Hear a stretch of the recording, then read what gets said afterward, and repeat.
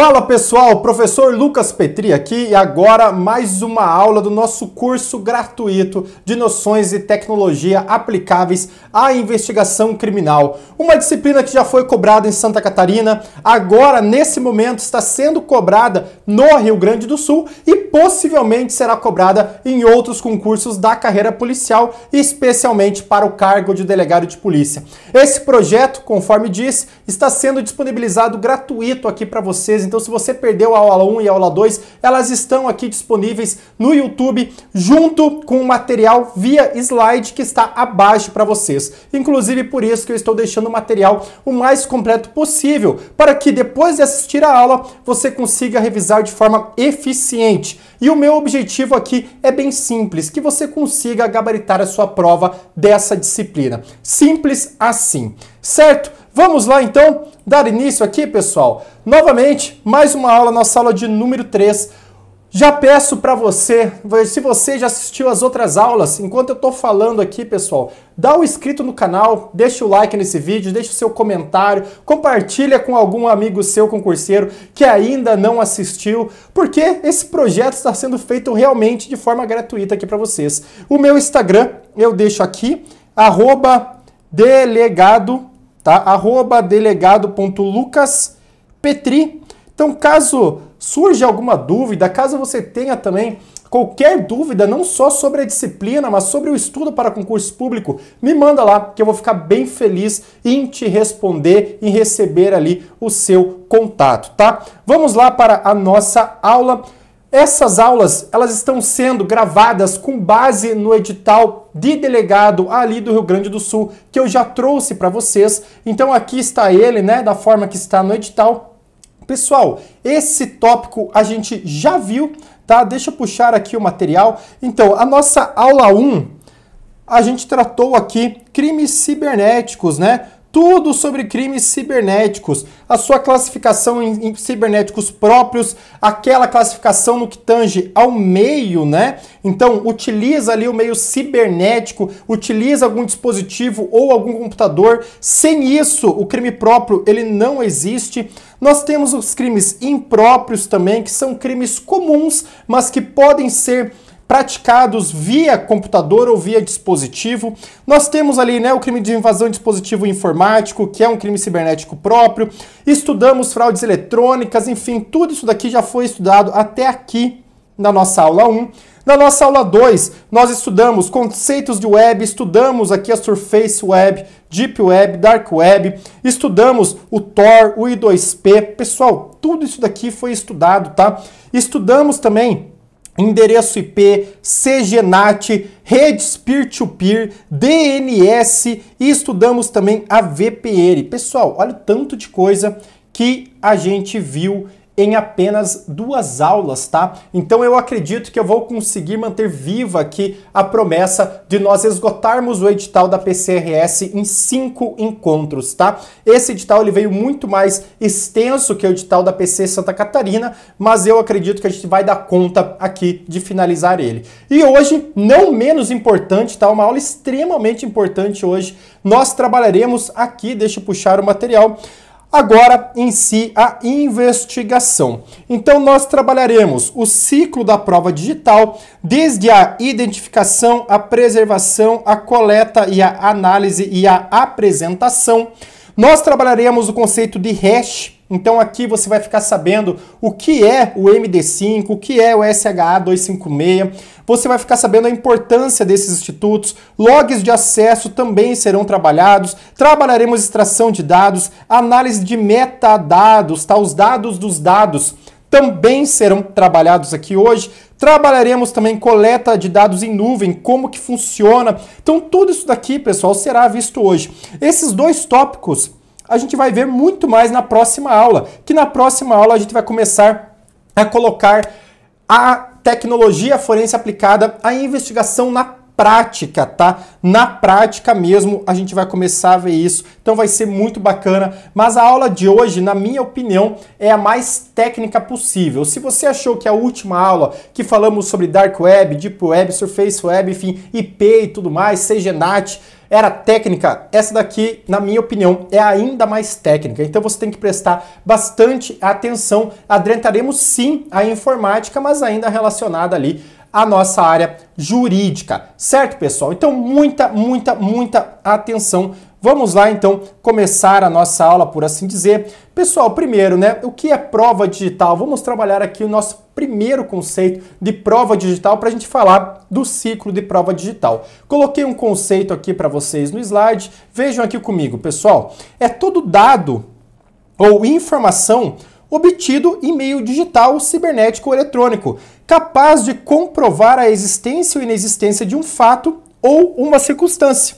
Assim, são provas digitais aquelas obtidas de um computador, tablet, qualquer dispositivo, qualquer terminal, né? Inclusive via nuvem, sites, aplicações de armazenamento remoto, né? As nuvens aqui, outras aplicações, redes sociais e ainda dentre outros. Pessoal, muita atenção, tá? Por quê? Porque as provas digitais são aquelas que são produzidas no meio digital. Correto? Mas nós podemos evidenciar um fato que seja praticado no meio digital, por exemplo, uma injúria, uma difamação, enfim, alguma sala de bate-papo que esteja ali traficando alguma coisa, que esteja colocando conteúdo de exploração sexual infantil, por exemplo, mas nós também temos dados, provas digitais que atestam circunstâncias da vida real. Então, por exemplo, pessoal, nós estamos investigando ali uma vítima de uma vítima não, né? Nós estamos investigando um homicídio e o autor alega que em tal data ele estava em determinado local.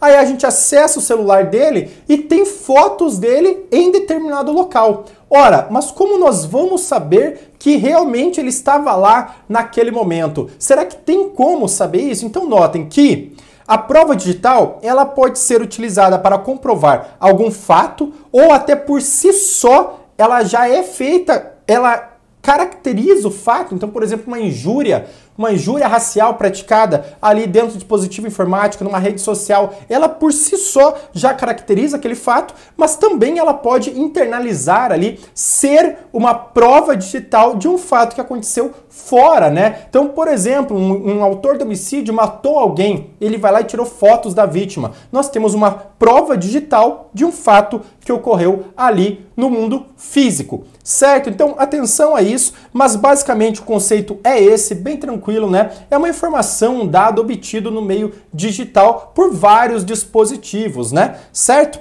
Então, vamos lá. Quais são as características de uma prova digital? Pessoal, nós temos aqui a chamada imaterialidade e desprendimento do suporte físico originário. O que significa isso, pessoal? A prova digital, ela é formada por impulsos elétricos, tá? Então a prova, ela é imaterial, certo? Ah, professor, mas eu tô vendo ali, eu tô vendo a foto, eu tô vendo o vídeo, mas pessoal, aquilo lá nada mais é do que um impulso elétrico, ou melhor, vários impulsos elétricos.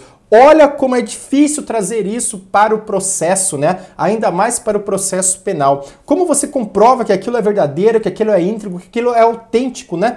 Tudo isso a gente vai ver aqui. Mas ela é uma prova imaterial. Se não fossem ali um monte de caracteres e um monte de impulsos elétricos dentro de um sistema, aquela prova ela não existiria. Ela sofre uma grande volatilidade, tá? Uma grande volatilidade. Então notem aqui comigo, uma prova digital, ela é facilmente alterada. E eu não digo só de má fé, tá? Eu não digo, por exemplo, o perito altera a prova, o delegado altera a prova, o juiz altera a prova, sei lá, pessoal. A pessoa ali altera a prova, mas ela também é facilmente corrompida. Por isso a gente tem que ter muito cuidado na integridade dela, tá? Muito cuidado, pois ela é uma prova ali muito volátil. Pessoal, uma prova totalmente suscetível de clonagem, né? Então, por exemplo, você tem uma arma de fogo ali de um delito, que foi utilizado na prática de um delito. Pessoal, aquela prova é totalmente material. Você pode sim fazer exames nela, né? Se foi ela realmente que atirou, você vai fazer ali impressões digitais para ver quem foi, vai pegar ali o calibre que foi utilizado, vai pegar ali o estojo que efetuou aquele disparo,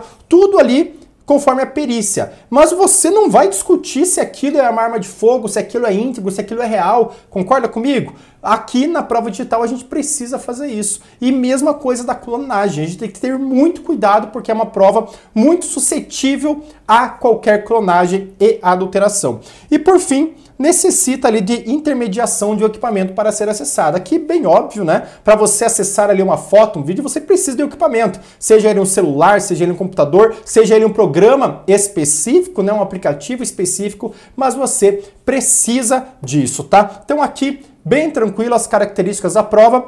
E quais são os pressupostos para a utilização dessa prova no processo? Então venham aqui comigo que isso é deveras importante. Vejam aqui, pessoal. Para que a prova digital possa ser utilizada, são pressupostos a autenticidade, a integridade, a auditabilidade, a completude e a preservação da cadeia de custódia.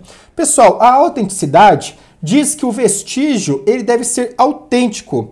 Você tem que saber ali qual é a identidade, tanto a origem como a autoria, desde o momento da sua coleta até a análise do juiz. Então você tem que saber qual é a origem dessa prova e qual é a autoria dessa prova digital.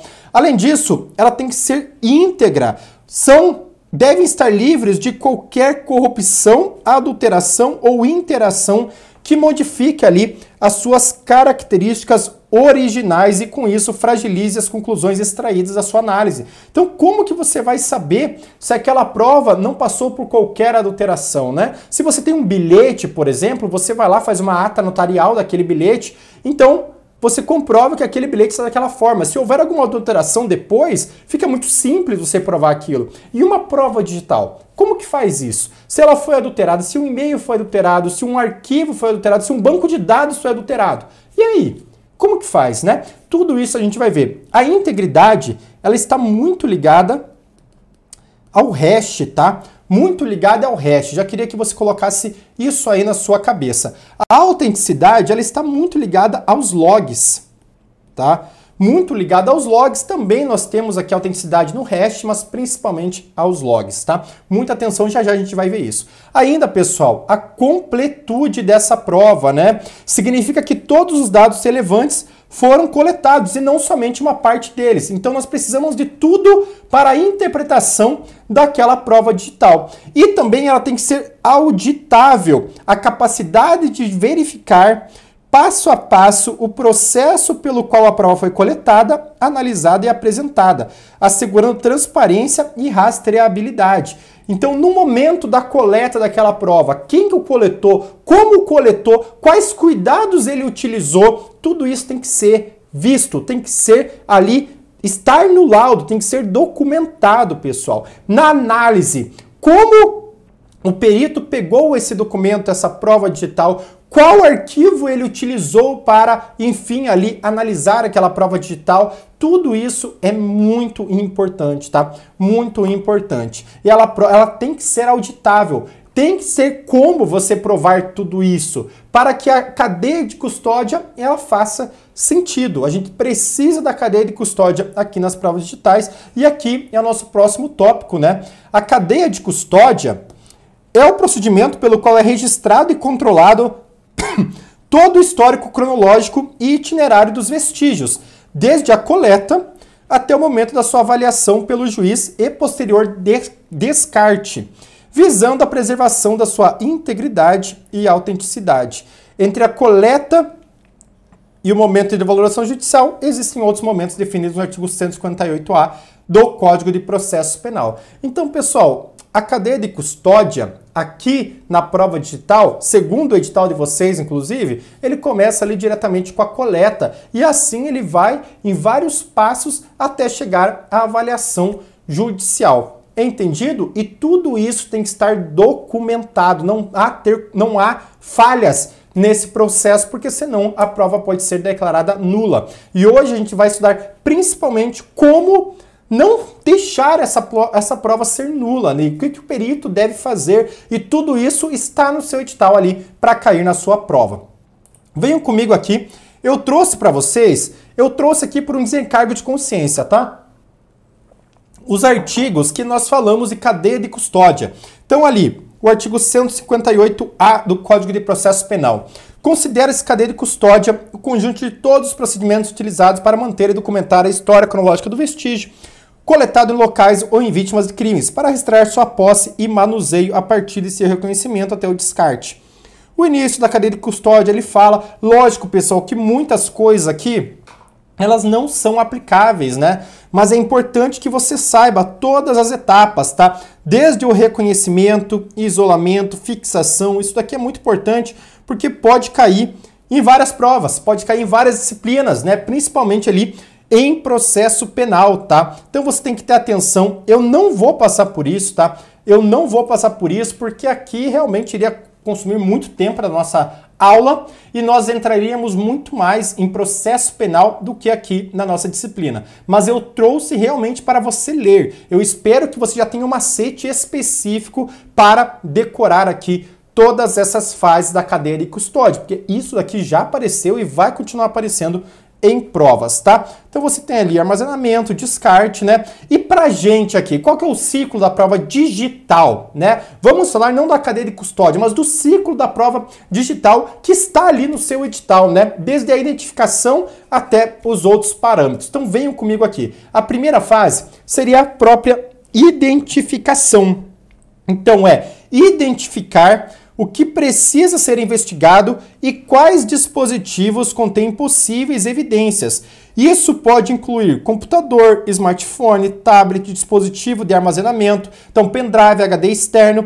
Pessoal, essa fase também envolve a definição dos objetos da investigação, como identificar o invasor ou recuperar arquivos deletados, tá? Então tudo isso está nessa fase de identificação. Você vai perceber, poxa, tá na nuvem, preciso recuperar algum arquivo nesse computador. Tudo isso está aqui, na identificação. Basicamente o perito vai olhar e vai identificar o que precisa ser recuperado, o que precisa ser extraído e você como delegado de polícia também terá essa função, tá? O que precisa ser investigado. Depois nós temos a preservação. A preservação, pessoal, ela existe porque as evidências digitais, elas podem ser, igual já falei para vocês, facilmente adulteradas ou perdidas e por isso devem ser preservadas com extremo cuidado. Então, proteger a integridade da evidência potencial e prevenir qualquer alteração, dano ou contaminação é a fase mais crítica. Por quê, pessoal? Porque se nós não tivermos um cuidado aqui na preservação e em seguida na coleta, aqui pode ser o fim da validação daquela prova para o nosso processo, tá? Então é uma fase que precisa realmente ter muito cuidado, preservar aquela prova.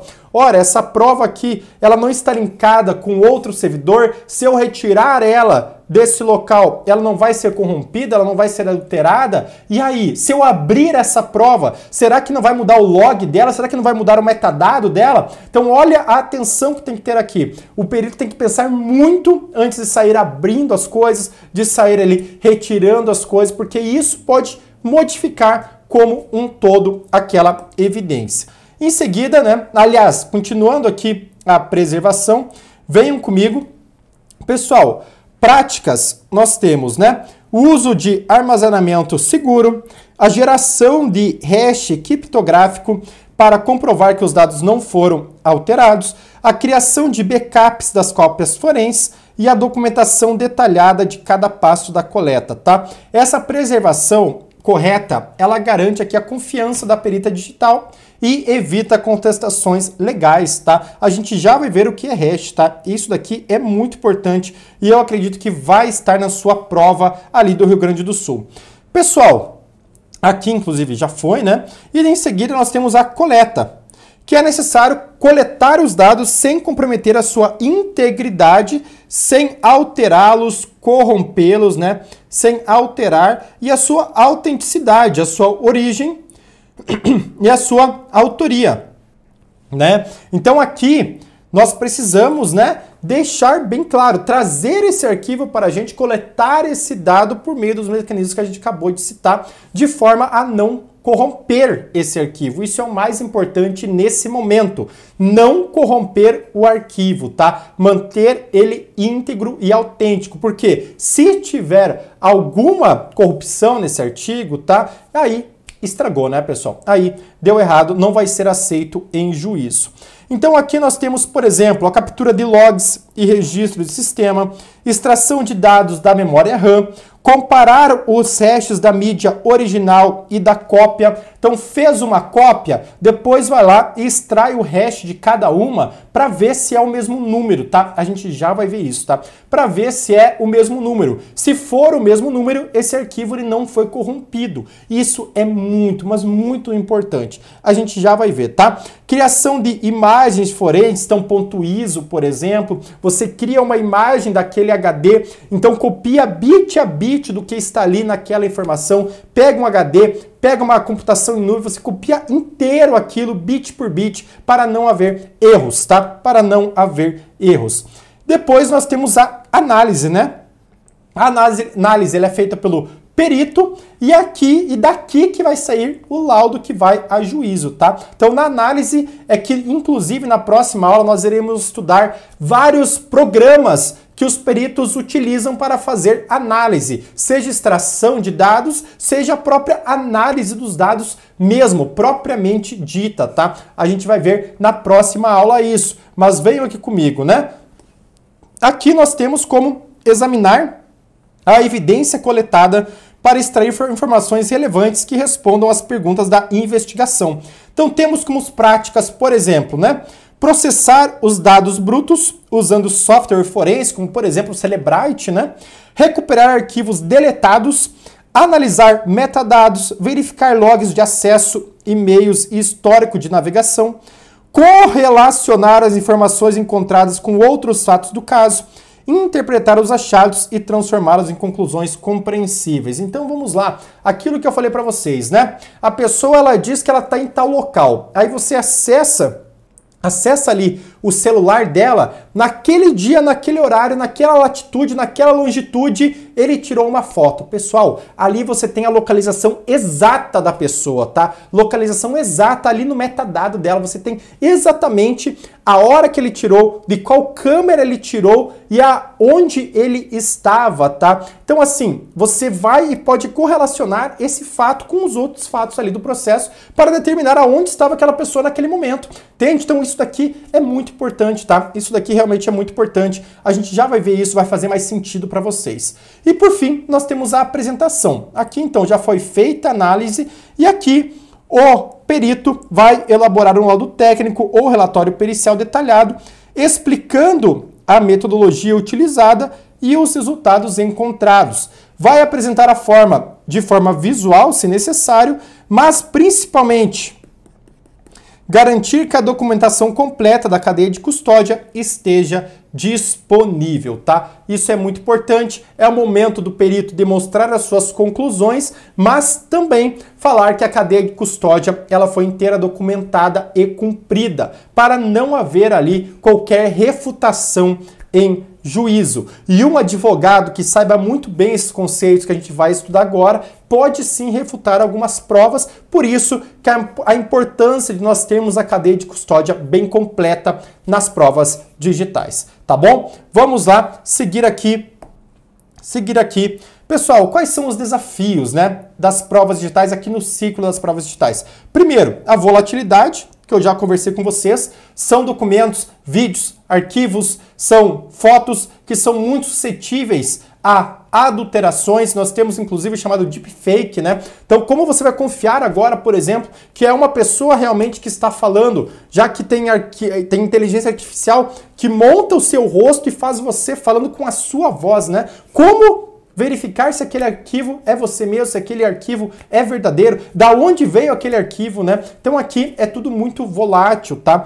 A necessidade de ferramentas forenses adequadas, então você precisa de técnicos que saibam utilizar aquelas ferramentas e precisa ter essas ferramentas e muitas vezes são programas muito caros ou até equipamentos, tá?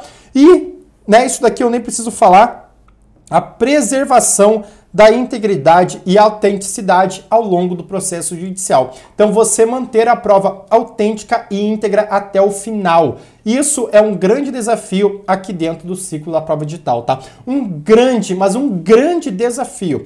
Inclusive, né, em objetos físicos já é difícil. já tem que ser ali empacotado, tem que ser muito difícil. Cada pessoa que for abrir tem que tirar o lacre, colocar aquele lacre em outro pacote, falar que foi ele que abriu, colocar ali o lacre, né? Juntar ao processo, aí colocar em outro, enfim, é tudo bem certinho. Nas provas digitais também, só que é muito mais complicado por ser tudo feito aqui nesse ambiente, certo? Qualquer erro ali pode custar a integridade da prova. Pessoal, e o que é hash, tá? Eu quero que você entenda hash como uma impressão digital. Eu busquei esse termo aqui porque eu acho que é o melhor termo. Eu ia trazer o termo DNA, mas vocês vão saber por que eu não trouxe nesse momento, tá? Eu quero que vocês vinculem aqui o hash como uma impressão digital. O que é isso, né? O hash, pessoal, ele é um código que ele será feito para aquele arquivo. Havendo qualquer modificação naquele arquivo, o código é totalmente diferente. Então venham comigo aqui. Você tem um arquivo, tá? Você tem um arquivo. Você joga ele no sistema hash, tá? Pode ser num site, um aplicativo, no sistema hash. Desse artigo vai sair um código. Um código, tá? E aquele código, ele tem que ser único. Ele tem que ser único. Então transforma qualquer informação, grande ou pequena, em uma sequência única de letras e números. E sempre gera um resultado do mesmo tamanho. Pessoal, ele serve para identificar, comparar e proteger dados. Você quer um exemplo de como isso é utilizado? Por exemplo, né? Eu tenho lá um programa. Eu tiro o código hash desse programa, eu pego, eu envio para um amigo meu o programa. Ele recebe aquele programa e ele passa no código hash. E eu mando o código hash inicial lá para ele. Se estiverem batendo os dois, os dados realmente são iguais. Aquele programa, ele chegou completo para o meu amigo. Se os dados estiverem diferentes, vai gerar um código hash diferente, tá? Vai gerar um código hash diferente. Pessoal, por exemplo, eu vou trazer exemplo aqui para vocês, mas qualquer coisinha que você muda no arquivo, ele se transforma. Então, olha que importante é isso, né? Para você comprovar a integridade daquela prova. Então, no momento que você retira uma prova do computador ali de alguém, que o perito, né, ele vai retirar a prova ali do computador de alguém, ele gera um código hash para essa prova, para provar que naquele momento ela estava íntegra, estava daquela forma. Depois de passado todo o processo judicial, pode fazer novamente. Daí vai lá e vê, essa prova está íntegra. Por quê? Porque o código hash é o mesmo, já que se tivesse sido modificado, o código hash também o seria. Então é muito, mas muito importante eu quero que vocês vinculem código hash com a integridade, tá? Integridade da prova, tá, pessoal? Integridade, é impressão digital. Se vai lá, passa o arquivo pelo sistema hash, o sistema da impressão digital, passa por ali, dá o mesmo código, beleza, esse arquivo ele não foi adulterado, não foi corrompido. Deu outro código, opa, alguma coisa mudou, tá? Alguma coisa mudou. Então, por exemplo, uma pessoa recebeu um e-mail, ela vai lá e faz o código hash desse e-mail, depois ela vai lá e muda esse e-mail, por exemplo, né? Pessoal, já vai ser outra coisa, tá? Um texto já vai ser outro código. Então, atenção nisso aqui, é extremamente importante. Então, olha aqui, é importante por quê, né?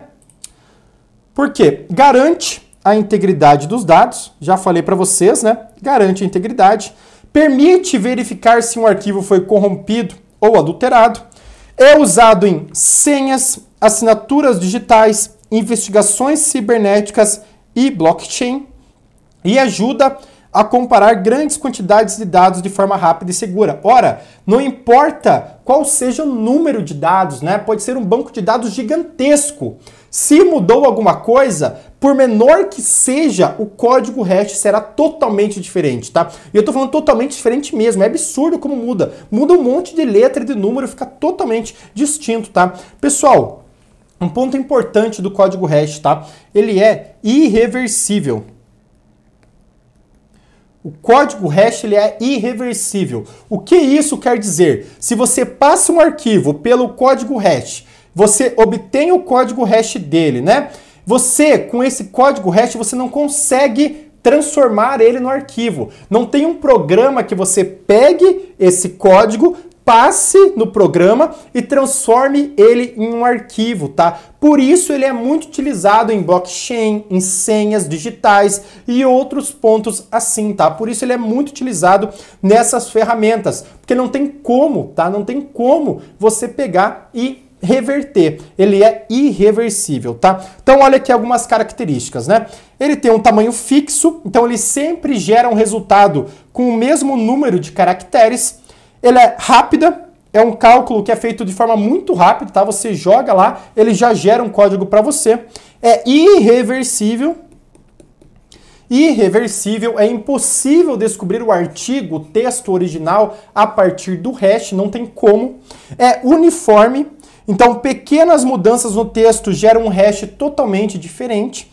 E não tem colisão. Então, dois textos diferentes não devem gerar o mesmo hash, tá? Não devem gerar o mesmo hash. E vocês já vão entender porque eu coloquei isso, né? Que não devem gerar o mesmo hash.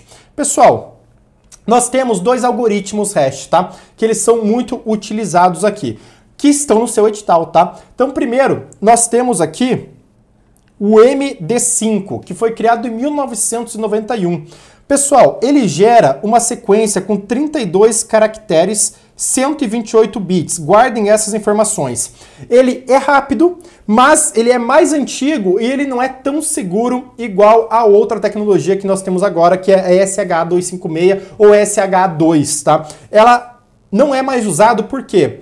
Porque ela pode, diante de tantos números, né? Ela pode utilizar o mesmo número para dois textos diferentes. Por isso que ela ainda é utilizada, mas não é utilizada no âmbito da segurança. Porque para a questão da segurança, nós precisamos de uma tecnologia mais atual. E é por isso que foi criado aqui o SHA-2, que um dos seus algoritmos é o SH256. 256 por quê? Porque ele gera uma sequência de 256 bits, de 64 caracteres, e foi criado lá nos Estados Unidos pela Força Nacional de Segurança Pública, tá? Ele é muito mais moderno e seguro, e ele é praticamente impossível de ser duplicado. São muitos números. Ele é praticamente impossível de ser duplicado, por isso que hoje ele é utilizado na área de cibersegurança, tá? O SH256. Eu espero que vocês tenham entendido isso daqui, tá? Lembre-se, pessoal, é bem simples. Você vai lá, coloca um arquivo, passa pelo sistema hash e obtém um código. Simples assim, tá? E obtém um código. Olha aqui, por exemplo, né? Se eu fizer um hash da palavra gato, tá? Se eu fizer um hash da palavra gato, no MD5, ele vai te dar um código desse tamanho, né? Lembra aqui comigo, 32 caracteres. Ele vai te dar um código aí desse tamanho, por exemplo, um código igual a esse. No SH256, ele vai te dar esse código, certo? Agora, se você mudar a palavra gato para gato, pessoal, isso daqui, ó, muda tudo, tá? Tanto no MD5 como no SHA. É outra impressão digital completamente diferente, tá? Então muda totalmente, tá? Muda totalmente. Aqui vocês têm o código. Pessoal, esse código é muito importante, né? Imagina na cadeia de custódia, você ter essa informação, você quer dizer que aquele arquivo ele não mudou, que aquele arquivo ele é íntegro, desde que começou ali a investigação. E mesmo na investigação, né, vamos supor ali que seja juntado um documento no processo, e você tem um documento antigo que foi retirado lá do computador da pessoa, e ela juntou um novo documento falando, não, olha, esse arquivo aqui é o original. Aí você vai lá, pega o hash daquele que você tem e tira o hash daquele que a pessoa mandou. Tá diferente? Aquela pessoa tá mentindo, né? Já que você tirou o arquivo original, você tirou o hash do arquivo original. Mesma coisa, o perito, quando ele vai tirar ali, ele vai fazer uma cópia de algum arquivo, de um banco de dados, de um texto dali, de um computador, de um celular.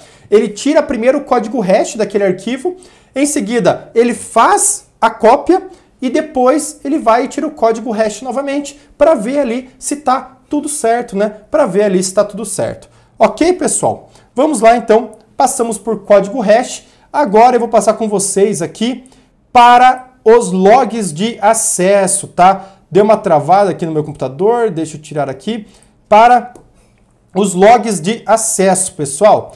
E o que são os logs de acesso? Pessoal, os logs de acesso, eles são basicamente uma história do que foi feito, seja naquele aplicativo, naquele site. Por exemplo, você está aqui comigo assistindo essa videoaula no YouTube.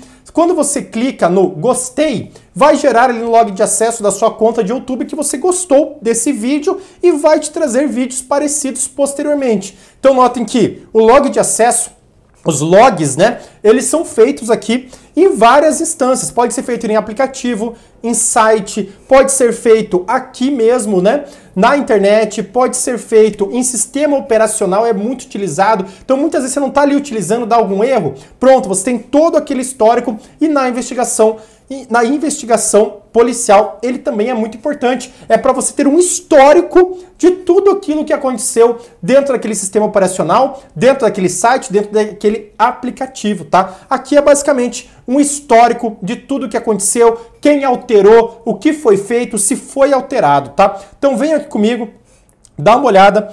Os arquivos de log, também conhecidos como dados de registro, são registro da atividade do sistema gerados por diversos recursos computacionais, como dispositivos, aplicações e programas de software. Os arquivos de log são indispensáveis para as operações de TI, oferecendo insights valiosos sobre o desempenho do sistema, otimização e possíveis violações de segurança, tá? Isso é muito importante aqui pra gente. Pessoal, os softwares analisadores de logs, eles desempenham um papel crucial na operação de segurança, pois permitem correlacionar e acionar recursos de inteligência, permitindo melhores resultados.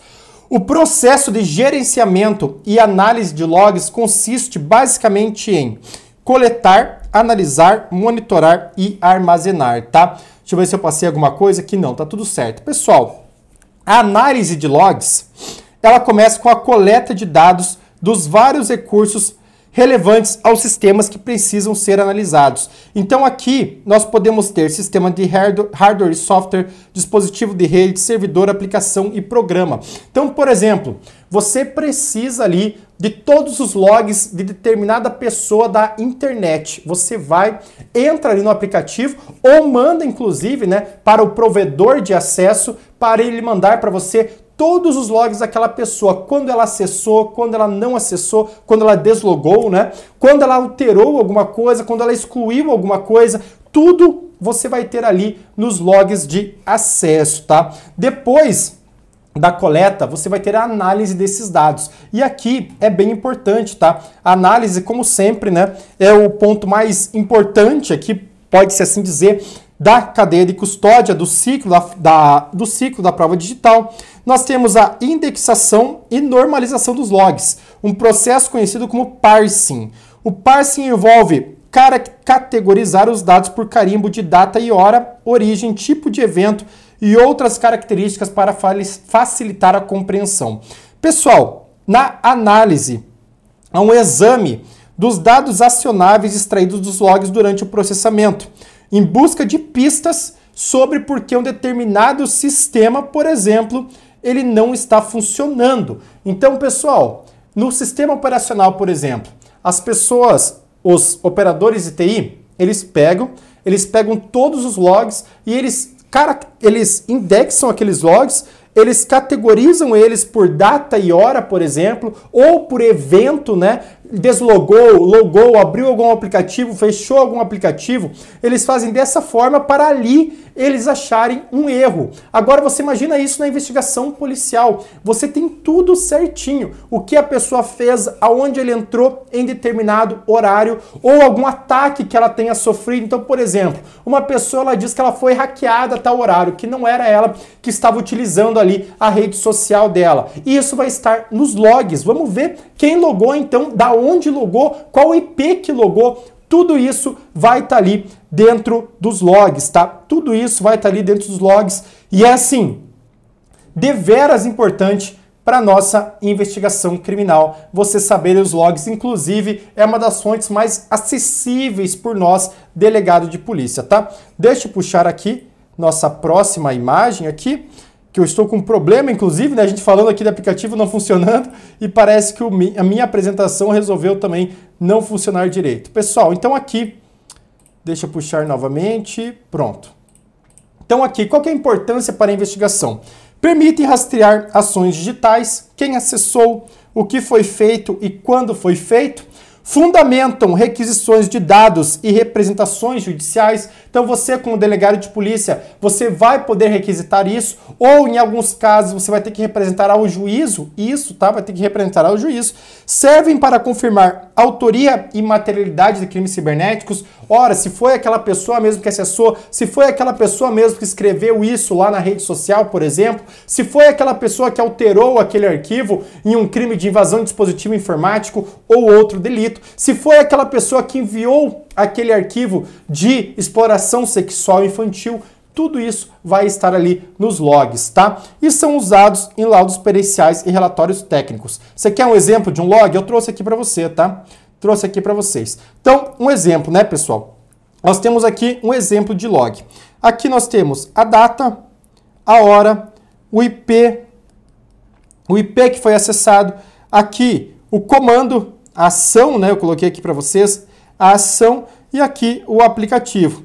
Então notem, aqui de uma forma simplificada, você tem que esse usuário, ele dentro desse IP, né? Então esse usuário aqui, nesse dia, no dia 3/11/2025, às 17 horas e 8 minutos e 21 segundos, ele logou no Mozilla 5.0, certo? Então ele logou aqui nesse aplicativo. Olha que legal, né? Como vem para você ali certinho, pessoal. É um histórico do que a pessoa fez ou do que ela deixou de fazer ali naquele aplicativo, tá? Tudo certinho. O que ela fez naquele dia. É um histórico total. Assim você vê que a nossa vida, né, está ali realmente toda cronometrada, toda controlada ali, né? Não tem para onde você fugir hoje, pessoal. Tudo que você faz na internet, tudo que você tira foto, tudo, e pessoal, tudo você está sendo ali monitorado, tá? Não tem para onde fugir.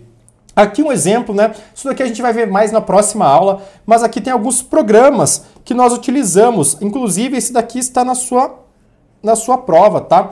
Mas tem aqui ferramentas comuns para análise de logs, né? Então, note aqui, pessoal, vários logs, né? Vários logs ali, falando a hora, o dia, falando o que foi feito, ó. Aqui ele logou no Java, aqui ele deslogou ali, olha que bacana, né? Tudo falando ali certinho. Você tem análise e violação de grandes volumes de logs, você tem aqui o ELK Stack, desculpa, e você tem o Autopsy, que está no seu edital, assim como o FTK e o Encase, que serve aí para extração forense de logs em dispositivos, tá? Pessoal, porque assim, é um número absurdo de logs, tá? Imagina você tirar ali os logs do celular de uma pessoa, tudo que foi feito no celular daquela pessoa.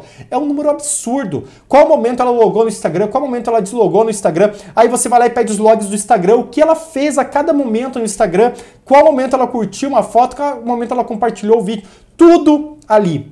Tudo ali. Então, assim, é bizarro. Você sabe tudo que a pessoa fez ali em determinado aplicativo, em determinado site, em determinado sistema operacional, enfim, tudo você tem ali, tá? Então, nem preciso falar aí da importância dos logs. E agora, vamos para os metadados. O que são os metadados? Eu quero que vocês pensem que os metadados, eles são os dados dos dados. Eles são os dados dos dados. Então, quando você tira uma foto, tá? Vou te convidar. Você vai lá e tira uma foto ali no seu celular. Você pega, vai lá, entra na galeria e você coloca informações do arquivo. Vai falar lá para você a data, vai falar para você a hora, vai falar para você o local, vai falar para você com qual câmera que foi tirada aquela foto. Isso são os metadados, pessoal. Isso são os metadados. São os dados dos dados. Imagina a importância disso ali, né, para a gente, né, pessoal? São os dados dos dados. Então, são informações descritivas que fornecem detalhes sobre um arquivo digital, como sua origem, sua propriedade e seu histórico. Não fazem parte do conteúdo principal do arquivo, mas registram informações auxiliares que são fundamentais para entender como, quando e por quem o arquivo foi criado, modificado ou acessado, tá? Então, aqui nós temos que eles são extremamente importantes na investigação, né?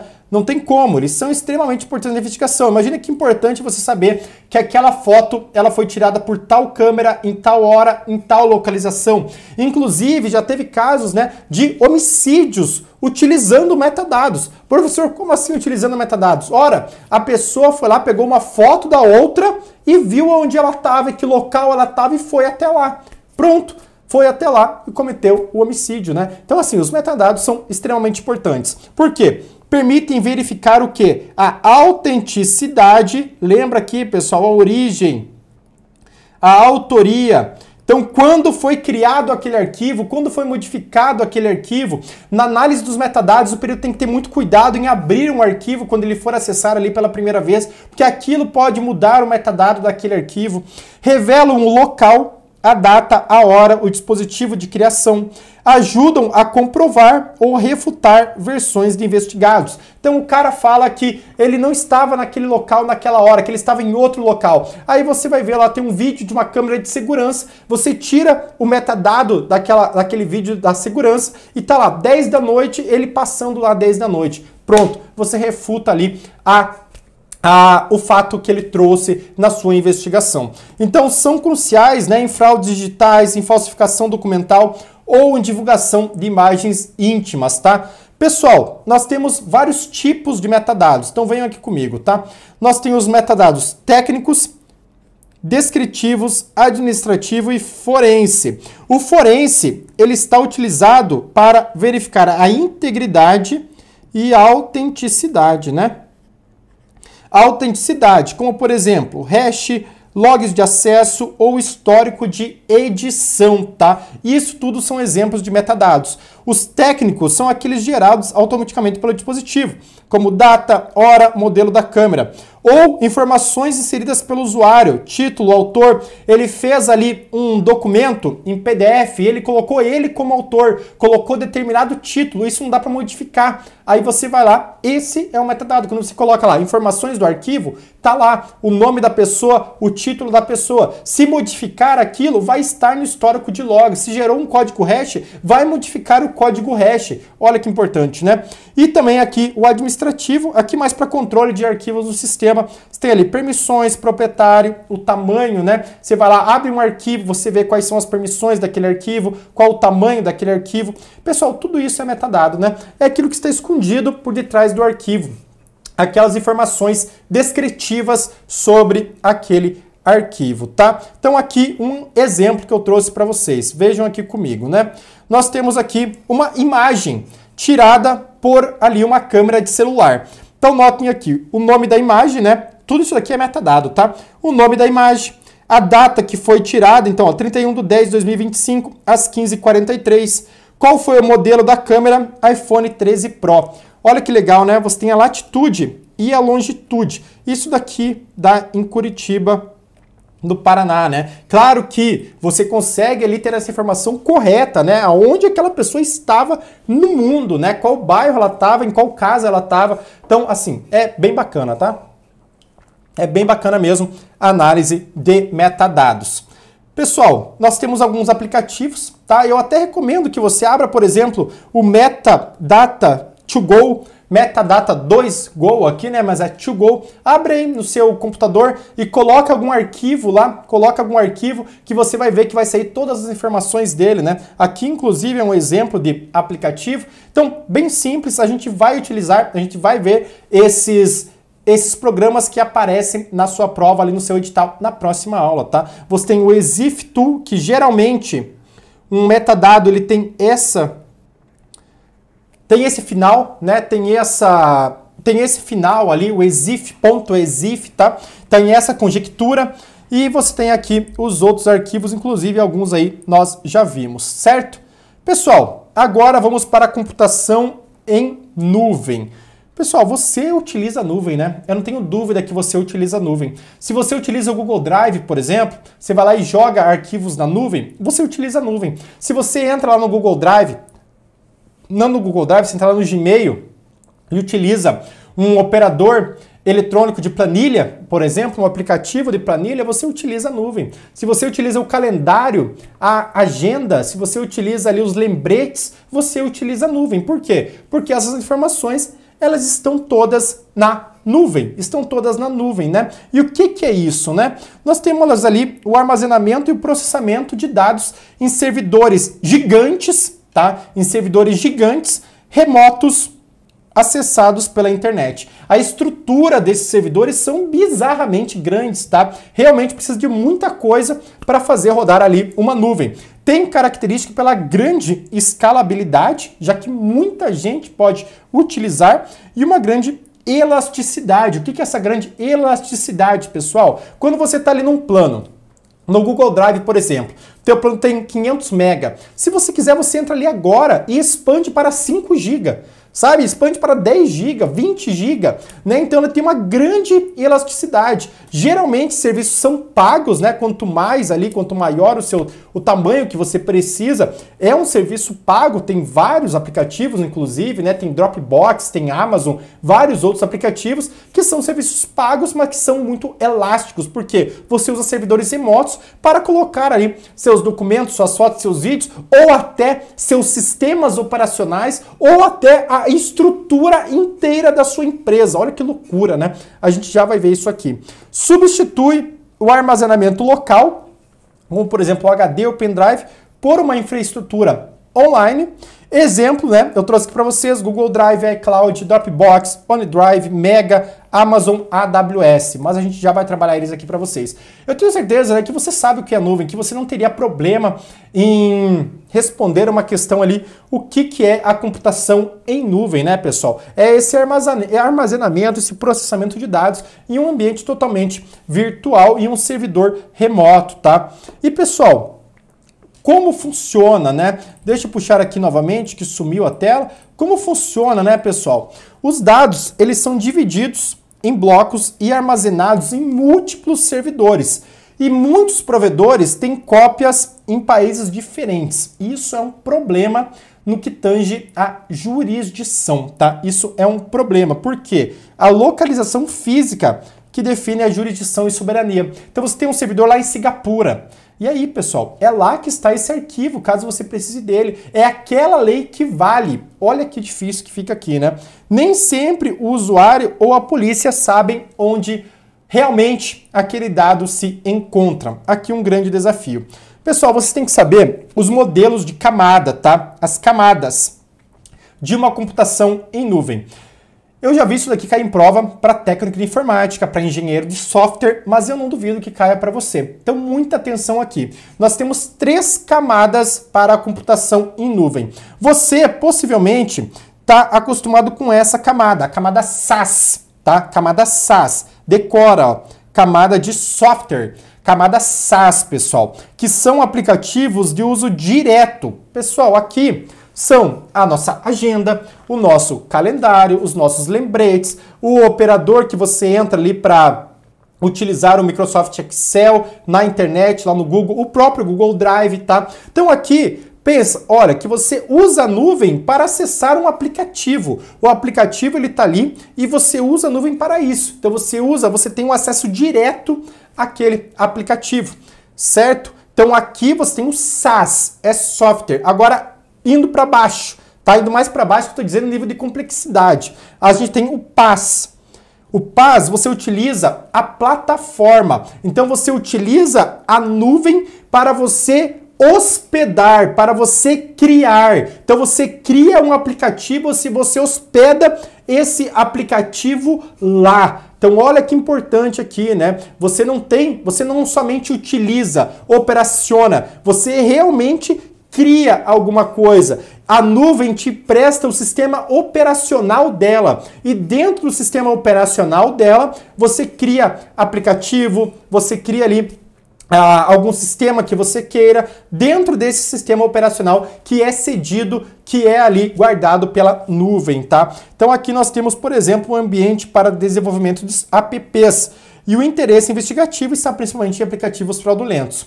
Ainda, pessoal, você tem o IaaS. Pensa aqui em infraestrutura. Aqui você tem que pensar no físico, tá? Pensa que, por exemplo, você tem uma empresa e a sua empresa não tem ali uma capacidade física para ter um servidor grande, refrigeração, computadores de última geração, muitos servidores, cabeamento, você não tem essa estrutura. O que você faz? Você aluga essa estrutura na nuvem. Então você paga um servidor que é um barracão que vai estar cheio de servidor, bem refrigerado, tudo cabeado. Você paga para eles, eles te cedem esse hardware para você conseguir operacionalizar a sua empresa. Para você, aqui é muito maior, tá? Aqui é muito maior mesmo. Aqui você não quer só operacionalizar ali um aplicativo, né? Você não quer só entrar e utilizar ainda ali uma agenda, né? Aqui você quer realmente algo bem maior, você quer uma infraestrutura para o seu negócio, para o seu projeto, tá? Então, por exemplo, nós temos aqui hospedagem de sites ilícitos, né?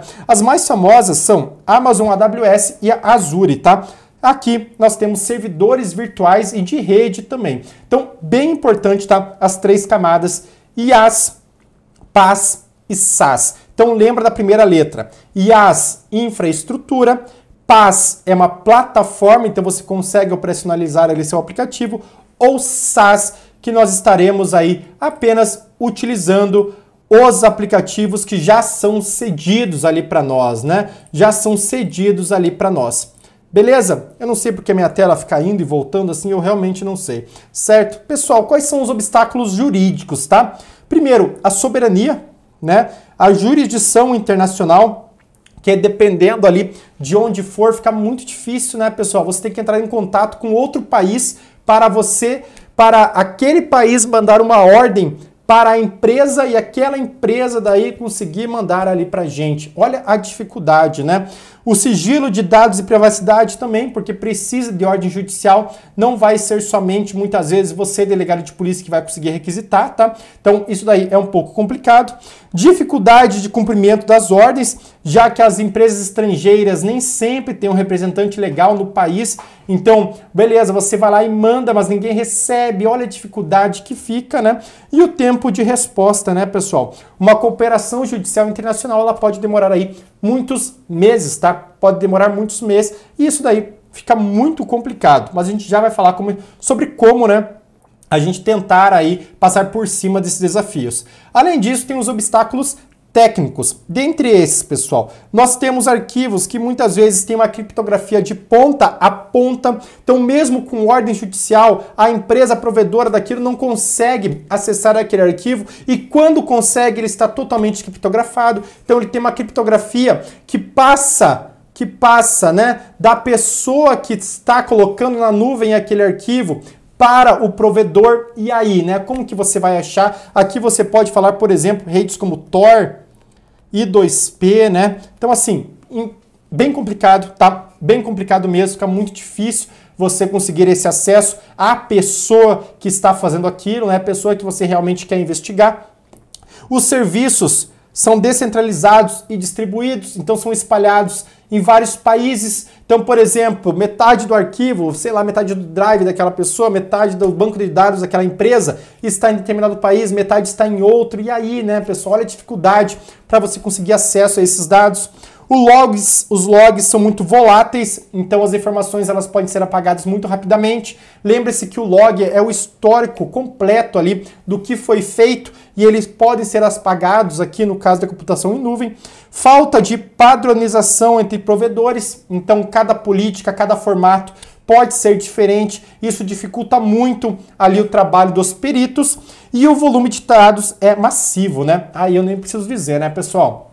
Você vai lá e pede alguma coisa e você vai receber uma tonelada de arquivos de informações. E isso daí dificulta muito a análise pericial. Então, para a preservação, né, desses arquivos. Então, beleza, pegou um arquivo ali da nuvem. Como que a gente faz para manter esse arquivo íntegro? Primeira coisa, gerar um hash do arquivo coletado, né? A partir do momento que ele está na nuvem ali, você já gera um hash dele, baixa ele, usa o hash de novo, para aí sim você ter certeza que ele não foi corrompido, tá? E isso tem que ser juntado ao processo. Um registro detalhado, né? Aqui nós temos o que, pessoal? Os logs, né? Os logs ali de quem acessou, quando acessou e qual método e ferramenta foi utilizada aqui pelo perito, né? Ainda, pessoal, um armazenamento seguro.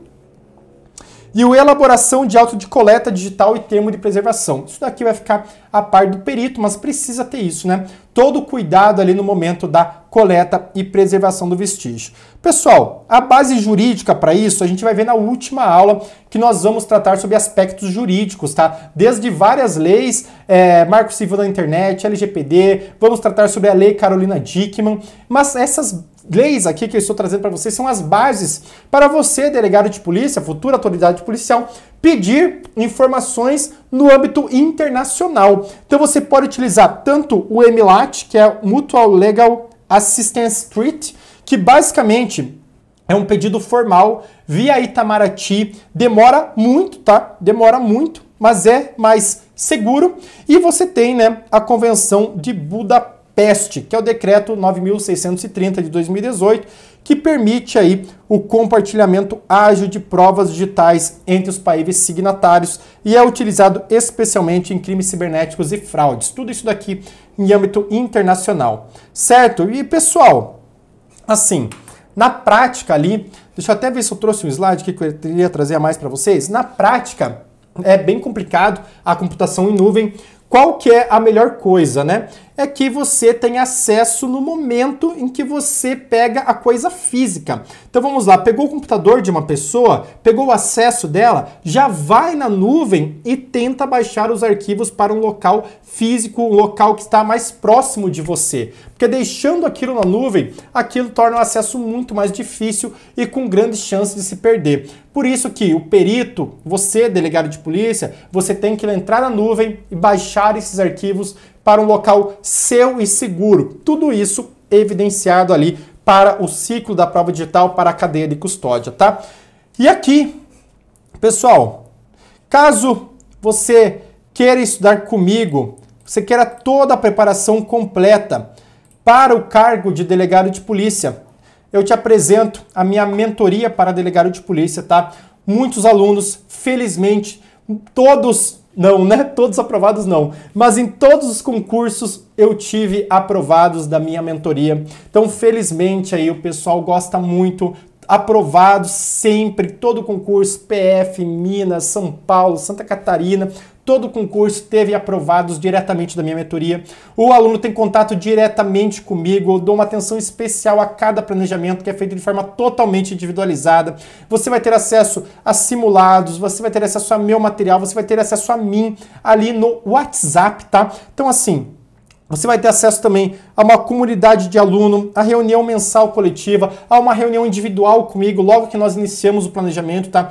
Tudo isso você tem acesso na minha mentoria individual. Aqui, por exemplo, um planejamento feito, né? Uma visão semanal aí de metas, uma visão diária da meta, você tem caderno de questões, você tem meu material de apoio, é tudo muito fácil, né? Você sabe o que fazer, quando fazer, você começa o dia sabendo o que fazer, tudo certinho ali para você. Dentro do material de apoio você tem o direcionamento, então dentro de cada tópico, o que você tem que estudar? Isso, o que é mais importante, o que não é importante dentro desse tópico, tudo isso você tem ali no meu material. Aqui estão os valores, né? Entre em contato lá com a Letícia, minha assistente, ela pode lá te dar um desconto, inclusive no Pix, mas, pessoal, tá R$300 por mês para você mudar a sua vida, né? Depois que você passa para delegado aí, você vai ganhar 20, 25 mil. E aí, né? E aí, isso daqui não é quase nada, né? Perto da sua futura remuneração, né? É um personal muito mais barato para o momento mais importante da sua vida. Por isso, para mim, assim, o valor vale muito a pena, tá? Muito a pena mesmo. E eu também te apresento, né, o Memoriza Concurso, que é meu aplicativo de flashcards. Então lá você utiliza flashcards para a sua revisão e para o seu estudo.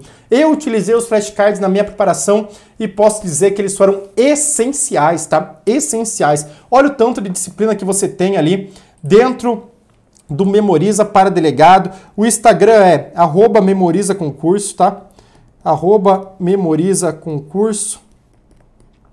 Pessoal, você tem muita coisa, né? Você tem informática aqui também, tá? Então essa disciplina, ela está inteira lá no Memoriza, né? A disciplina de noções de tecnologia aplicáveis em investigação criminal, malware. Então tá tudo ali, dentro por flashcards. Então aqui, por exemplo, né? A Dark Web é uma parte específica da Deep Web. Então aqui você tem questões ali, você consegue responder, colocar com imagens. Pessoal, é tudo, enfim, tudo muito bem feito, graças a Deus. Por isso que continuamos crescendo aqui com muitos alunos, muitos feedbacks positivos. E se você chegou até aqui, eu só peço, né? Deixe o like aqui nesse vídeo, deixe seu comentário. Seu comentário para mim é extremamente importante, tá? Seu comentário para mim vale muito. Eu sempre fico muito feliz quando eu vejo um comentário aqui embaixo do vídeo. Então deixe seu comentário, deixe seu like, se inscreve no canal se ainda não é inscrito. Essa é a aula 3 de 5. Teremos mais 2 encontros. Deixo o meu muito obrigado aqui para você. E pessoal, até a nossa próxima aula. Eu espero que você esteja gostando do curso. Caso você não esteja, caso você esteja, deixa aqui no comentário para eu ficar sabendo se esse curso está te ajudando de alguma forma. Entendido? Um grande abraço, então. Até o nosso próximo encontro.